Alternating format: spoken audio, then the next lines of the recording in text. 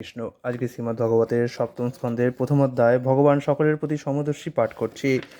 মহারাজ পরীক্ষিত জিজ্ঞাসা করলেন, হে ব্রাহ্মণ, ভগবান শ্রীবিষ্ণু সকলের প্রতি সমদর্শী, সুহৃদ এবং পরম প্রিয় হওয়া সত্ত্বেও কেন দেবরাজ ইন্দ্রের জন্য অসমদর্শীর মতো ইন্দ্রশত্রু দৈত্যদের বধ করেছিলেন? সর্বভূতে সমদর্শী ব্যক্তি কিভাবে কারো প্রতি পক্ষপাত এবং অন্য কারো প্রতি বৈরীভাব প্রদর্শন করতে পারেন? ভগবান শ্রীবিষ্ণু সাক্ষাৎ পরমানন্দ আত্মস্বরূপ, অতএব দেবতাদের পক্ষপাতিত্ব করে তার কী লাভ? তার ফলে তার কোন স্বার্থ সিদ্ধ হবে? ভগবান যেহেতু নির্গুণ, তাই অসুরদের কাছ থেকে তার ভয়ের কি কারণ থাকতে পারে? অতএব অসুরদের প্রতি তিনি বিদ্বেষপরায়ণ হলেন কেন? হে মহাভাগ, ভগবান নারায়ণ পক্ষপাতপূর্ণ না নিরপেক্ষ সেই সম্বন্ধে আমার অত্যন্ত সংশয় জন্মেছে। দয়া করে নারায়ণ যে সর্বদা নিরপেক্ষ এবং সকলের প্রতি সমদর্শী তা প্রমাণ করে আমার সেই সংশয় দূর করুন। মহর্ষি সুখদেব গোস্বামী বললেন, হে মহারাজ, আপনি অতি উত্তম প্রশ্ন করেছেন। ভগবানের কার্যকলাপের বর্ণনায় তার ভক্তেরও মহিমা কীর্তিত হয় এবং তা ভক্তদের কাছে অত্যন্ত আনন্দদায়ক। এই অতি অদ্ভুত বিষয়টি সর্বদা সংসার দুঃখ দূর করে। তাই নারদ আদি মহর্ষিরা সর্বদা শ্রীমদ্ ভগবত কীর্তন করেন, কারণ তার ফলে ভগবানের প্রতি অদ্ভুত চরিত্র শ্রবণ এবং কীর্তন করার সুযোগ লাভ হয়। মহর্ষি ব্যাসদেবকে প্রণাম করে আমি ভগবান শ্রীহরির কার্যকলাপ বর্ণনা করব। ভগবান শ্রীবিষ্ণু সর্বদাই জড়া প্রকৃতির গুণের অতীত এবং তাই তাকে বলা হয় নির্গুণ। যেহেতু তিনি অজ, তাই তার রাগ এবং দেশের দ্বারা প্রভাবিত জড় শরীর নেই। যদিও ভগবান সর্বদাই জড়াতীত, তবুও তার স্বরূপ শক্তির প্রভাবে তিনি একজন সাধারণ মানুষের মতো আবির্ভূত হয়ে আপাত দৃষ্টিতে একজন বদ্ধ জীবের মতো কর্তব্য এবং দায়িত্ব স্বীকার করেছেন। হে মহারাজ পরীক্ষিত, সত্য, রজ এবং তম এই তিনটি জড় গুণ প্রকৃতিজাত এবং সেগুলি ভগবানকে স্পর্শ পর্যন্ত করতে পারে না। এই তিনটি গুণ একই সময়ে হ্রাস অথবা বৃদ্ধিপ্রাপ্ত হয়ে কার্য করতে পারে না। যখন সত্ত্বগুণ বৃদ্ধি পায় তখন ঋষি এবং দেবতারা সেই গুণের প্রভাবে প্রাধান্য লাভ করে এবং তারা ভগবানের দ্বারা অনুপ্রাণিত হয়। তেমনি যখন রজগুণের প্রভাব বৃদ্ধি পায় তখন অসুরেরা উন্নতি সাধন করে এবং যখন তমগুণের প্রভাব বৃদ্ধি পায় তখন যক্ষ এবং রাক্ষসেরা উন্নতি সাধন করে। ভগবান সকলেরই হৃদয়ে বিরাজ করে সত্ত্ব, রজ এবং তমগুণের প্রতিক্রিয়াকে ফলপ্রসূ করেন। সর্বব্যাপ্ত ভগবান প্রতিটি জীবের হৃদয়ে বিরাজ করেন এবং চিন্তাশীল ব্যক্তিগণ উপলব্ধি করতে পারেন কিভাবে তিনি ন্যূনাধিক রূপে প্রকাশিত হন। ঠিক যেমন কাঠের মধ্যে অগ্নি, পাত্রের মধ্যে জল বা ঘটের মধ্যে আকাশ অনুভব করা যায়, তেমনি জীবের ভক্তিযুক্ত কার্যকলাপের মাত্রা অনুসারে বোঝা যায় কে অসুর এবং কে দেবতা। মানুষের কার্যকলাপ দর্শন করে চিন্তাশীল ব্যক্তি বুঝতে পারেন কে কতটা ভগবানের কৃপা লাভ করতে পেরেছেন। ভগবান যখন ভগবান যখন জীবের চরিত্র এবং কর্ম অনুসারে বিশেষ প্রকার শরীর প্রদান করার জন্য বিভিন্ন প্রকার শরীর সৃষ্টি করেন, তখন তিনি সত্ত্ব, রজ এবং তম প্রকৃতির এই তিনটি গুণকে পুনর্জীবিত করেন। তারপর পরমাত্মারূপে তিনি প্রতিটি শরীরে প্রবেশ করেন এবং রজগুণের দ্বারা সৃষ্টি, সত্ত্বগুণের দ্বারা পালন এবং তমগুণের দ্বারা সংহার কার্য করেন। হে মহারাজ, জরা এবং পরা প্রকৃতির নিয়ন্তা ভগবান, যিনি সমগ্র জগতের স্রষ্টা, তিনি জড়া প্রকৃতি এবং জীবকে কালের সীমার মধ্যে সক্রিয় হওয়ার জন্য কালের সৃষ্টি করেন। ভগবানই প্রকৃতি এবং কালের স্রষ্টা, অতএব তিনি কখনও তাদের অধীন নন। হে রাজন, এই কাল সত্ত্বগুণকে বর্ধিত করে। এইভাবে যদিও ভগবান পরম নিয়ন্তা, তিনি সত্ত্বগুণে অধিষ্ঠিত দেবতাদের অনুগ্রহ করেন এবং তমগুণ বিশিষ্ট অসুরদের সংহার করেন। ভগবান কালের দ্বারা বিভিন্নভাবে কার্য সম্পাদন করেন, কিন্তু তিনি কখনো পক্ষপাতিত্ব করেন না। পক্ষান্তরে তার কার্যকলাপ মহিমান্বিত, তাই তাকে বলা হয় পুরুষশ্রবা। হে রাজন, পূর্বে মহারাজ যুধিষ্ঠির যখন রাজসূয় যজ্ঞ অনুষ্ঠান করছিলেন, তখন দেবর্ষি নারদ তার প্রশ্নের উত্তরে একটি ঐতিহাসিক তত্ত্ব বর্ণনা করেছিলেন, যা থেকে স্পষ্টভাবে বোঝা যায় যে ভগবান সর্বদা নিরপেক্ষ, এমনকি যখন তিনি অসুরদের বধ করেন তখনও। হে রাজন, পাণ্ডুপুত্র মহারাজ যুধিষ্ঠির রাজসূয় যজ্ঞে শিশুপালকে ভগবান শ্রীকৃষ্ণের দেহে লীন হয়ে যেতে দেখেছিলেন। তাই অত্যন্ত বিস্মিত হয়ে তিনি অন্যান্য ঋষিদের সমক্ষে যজ্ঞসভায় উপবিষ্ট দেবর্ষি নারদকে সেই বিষয়ে জিজ্ঞাসা করেছিলেন। মহারাজ যুধিষ্ঠির জিজ্ঞাসা করেছিলেন, ভগবানের প্রতি অত্যন্ত বিদ্বেষী হওয়া সত্ত্বেও অসুর শিশুপাল যে ভগবানের দেহে লীন হয়েছিল তা অত্যন্ত আশ্চর্যজনক। মহান পরমার্থবাদীদের পক্ষেও এই সাযুজ্য মুক্তি দুর্লভ, তাহলে ভগবত বিদ্বেষী শিশুপাল তা লাভ করল কি করে? হে মহামুনি, ভগবানের এই কৃপার কারণ জানতে আমরা সকলে অত্যন্ত উৎসুক। আমি শুনেছি যে পূর্বে বেন নামক এক রাজা ভগবানের নিন্দা করেছিল এবং তার ফলে সমস্ত ব্রাহ্মণরা তাকে নরকে নিক্ষেপ করেছিলেন। শিশুপালেরও নরকে পতন হওয়ার কথা ছিল, তাহলে সে ভগবানের দেহে লীন হলো কি করে? দমঘোষের পুত্র পাপী শিশুপাল বাল্যকালে সেই অস্পষ্ট ভাষণ থেকে শুরু করে তার মৃত্যুর সময় পর্যন্ত শ্রীকৃষ্ণের প্রতি বিদ্বেষ প্রদর্শন করে তার নিন্দা করেছে, তেমনি তার ভ্রাতা দুর্মতি দন্তবক্রও চিরকাল শ্রীকৃষ্ণের প্রতি এই প্রকার দ্বেষ প্রদর্শন করেছে। যদিও শিশুপাল এবং দন্তবক্র বারবার অব্যয় পরম ব্রহ্ম শ্রীবিষ্ণুর নিন্দা করেছে, তবুও তাদের জিহায় শ্বেতকুষ্ঠ হয়নি এবং তারা অন্ধকার নরকে প্রবেশ করেনি। তাতে আমরা অত্যন্ত আশ্চর্য হয়েছি। অত্যন্ত দুর্লভ সেই ভগবান শ্রীকৃষ্ণের শরীরে শিশুপাল এবং দন্তবক্র বহু মহান ব্যক্তিদের সমক্ষে অনায়াসে লীন হয়েছিল। তা কি করে সম্ভব হয়েছিল? এটি নিঃসন্দেহে অত্যন্ত আশ্চর্যের বিষয়। বায়ুর শিখা দ্বারা দীপশিখা যেভাবে অস্থির হয়, সেইভাবে আমার বুদ্ধি বিচলিত হয়েছে। হে নারদমুনি, আপনি সর্বজ্ঞ, এই আশ্চর্য বিষয়ের কারণ কি তা আপনি দয়া করে আমাকে বলুন।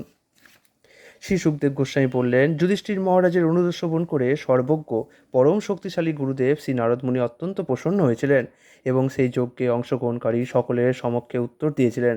দেবশ্রী নারদ বললেন, হে রাজেন, নিন্দা এবং প্রশংসা, অপমান এবং সম্মান অজ্ঞানের ফলে অনুভূত হয়। বহিরঙ্গা প্রকৃতির মাধ্যমে এই জড়জগতে দুঃখ কষ্ট ভোগ করার জন্য ভগবান বদ্ধজীবের শরীর সৃষ্টি করেছেন।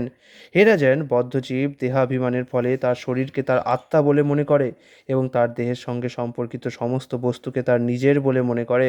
তার এই ভ্রান্ত ধারণার ফলে সে প্রশংসা এবং নিন্দা আদি দ্বৈতভাবের দ্বারা প্রভাবিত হয়। দেহাত্মবুদ্ধির ফলে দেহের নাশ হলে বদ্ধজীব মনে করে তারও নাশ হয়।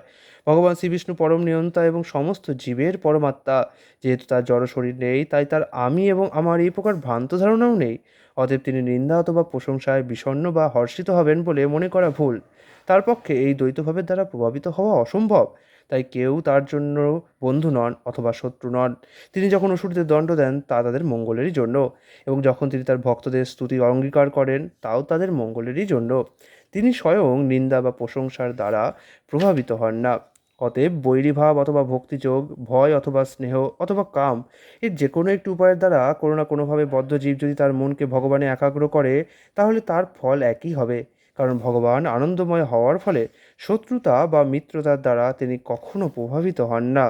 নারদমুনি আরও বললেন, ভগবানের প্রতি বৈরী ভাবাপন্ন হয়ে যেভাবে তার চিন্তায় তন্ময় হওয়া যায়, ভক্তিযোগের দ্বারা তা লাভ করা যায় না। সেটিই আমার নিশ্চিত বিচার। ভ্রমর কর্তৃক দেওয়ালের গর্তে অবরুদ্ধ হয়ে কীট যেমন ভয় ও দেশবশত কেবল ভ্রমরের স্মরণ করতে করতে ভ্রমর হয়ে যায়, তেমনি বদ্ধ জীবেরা যদি কোনো না কোনো মতে কেবল সচ্চিদানন্দ বিগ্রহ শ্রীকৃষ্ণের কথা চিন্তা করেন, তাহলে তারাও সমস্ত পাপ থেকে মুক্ত হবেন। আরাধ্য ভগবান রূপেই হোক অথবা শত্রুভাবেই হোক, নিরন্তর তার চিন্তা করার ফলে তারা তাদের চিন্ময় দেহ প্রাপ্ত হবেন।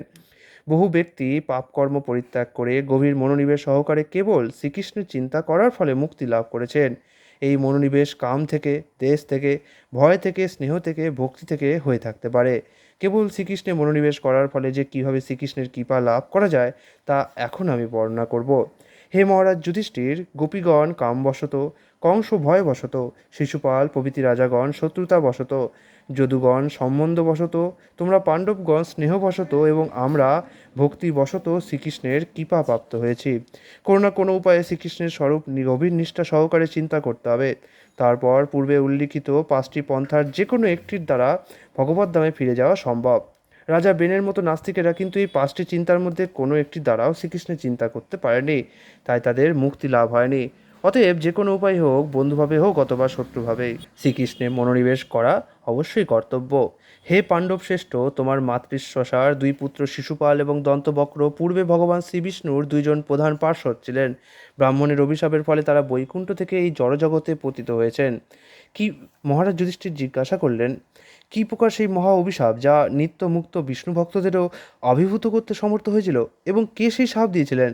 ভগবানের ঐকান্তিক ভক্তের এই জড়জগতে পুনরায় অধঃপতন তো অসম্ভব, তাই সে কথা আমি বিশ্বাস করতে পারি না।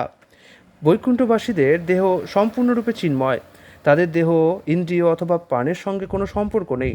সুতরাং তারা কিভাবে অভিশপ্ত হয়ে সাধারণ মানুষের মতো প্রাকৃত দেহের বন্ধনে আবদ্ধ হয়েছিলেন, সেই কথা আপনি দয়া করে বলুন।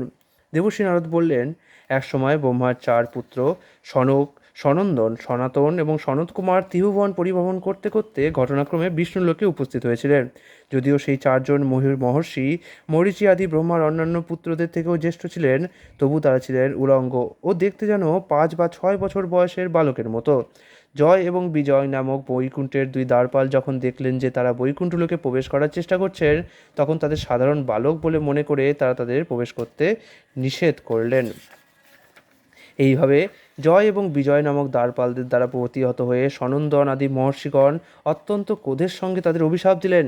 হে মূর্খ দ্বারপালদ্বয়, তোমরা রজ এবং তমগুণের দ্বারা প্রভাবিত, তাই তোমরা নির্গুণ ভগবানের শ্রীপাদপদ্মের আশ্রয়ে থাকার অযোগ্য। তোমরা এক্ষুনি জড় জগতে পাপিষ্ঠা ও সুরিজনিতে জন্মগ্রহণ করো।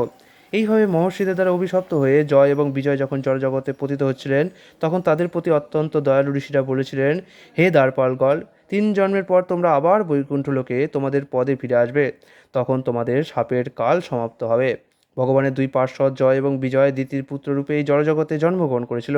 তাদের মধ্যে হিরণ্যকশিপু জ্যেষ্ঠ এবং হিরণ্যাক্ষ কনিষ্ঠ ছিল। তারা দৈত্য এবং দানবদের দ্বারা অত্যন্ত সম্মানের সঙ্গে পূজিত ছিল।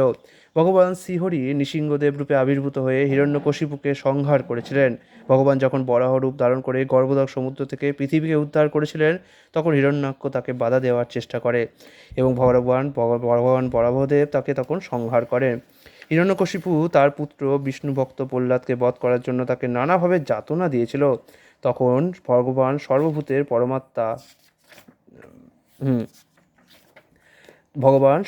পরমাত্মা প্রশান্ত এবং সমদর্শী মহান ভক্ত প্রহ্লাদ যেহেতু ভগবানের শক্তির দ্বারা সুরক্ষিত ছিলেন, তাই হিরণ্যকশিপু নানাভাবে চেষ্টা করা সত্ত্বেও তাকে বধ করতে পারেননি। তারপর ভগবান শ্রীবিষ্ণুর দুই দ্বারপাল জয় এবং বিজয় কেশিনীর গর্ভে বিশ্রবার পুত্ররূপে রাবণ এবং কুম্ভকর্ণ হয়ে জন্মগ্রহণ করেছিল। তারা ব্রহ্মাণ্ডের সমস্ত লোকের প্রবল দুর্দশার কারণ হয়েছিল। হে রাজন, ব্রাহ্মণদের অভিশাপ থেকে জয় এবং বিজয়কে মুক্ত করতে ভগবান শ্রীরামচন্দ্র রাবণ এবং কুম্ভকর্ণকে বধ করার জন্য আবির্ভূত হয়েছিলেন।